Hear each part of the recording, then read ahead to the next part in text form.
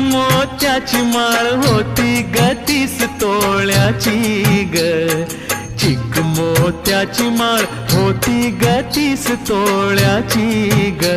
जसा गणपतीचा गोंडा चौरंगी लाल बावटा ग, गणपतीचा गोंडा चौरंगी लाल बावटा ग.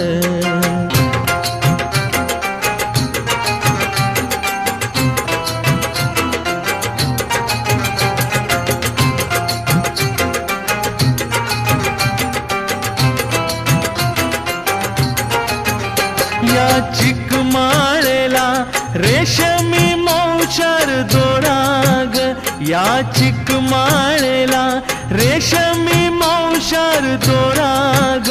मऊ रेशमाच्या दोऱ्यात नवरंगी माळ ओविली ग,